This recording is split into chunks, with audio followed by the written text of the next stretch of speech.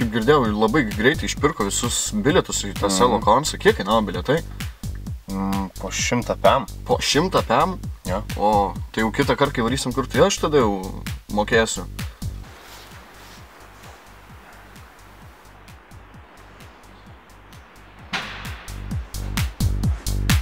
Tai žiūrėsim, kaip bus.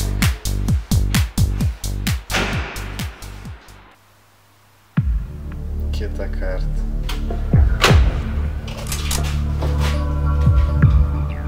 O, čia tikras šautuvas? Jo, aišku, kad tikras. Kodėl tu turi tikrą šautuvą? Tik tiesiu pažadas, seni. Apie ką čia šneki, koks pažadas dar? Tu ką, neatsimeni?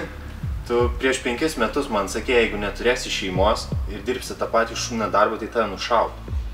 O lygiai prieš 20 sekundžių suėjo 5 metai, tai tiesiu pažadą. Nu kągi, prieš 5 metus taigi mes geriam, tik girtas būtų, bet kągi aš galėjau prišnekėti.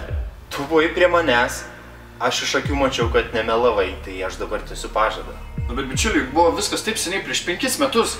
Na bet turiu dabar paną, vat susirašinėjom. Tu pats pažiūrėk į save, nu pats save apgaudinėjai. Nu aš kaip geras draugas tiesiu tiesiog pažadą. O tu pagalvojai apie kalėjimą? A jo, tiksliai, kalėjimas. Tai va, būtent. Nu jo, bet, jei ne ta, tai kažką reiks nušaut, nes, kaip ir pasiruošiau jau. O, pala, tu čia per daug įsijauti. Kam tu kažką žudėti? Давай, бро! На, сука, блядь! Дуэль, блядь!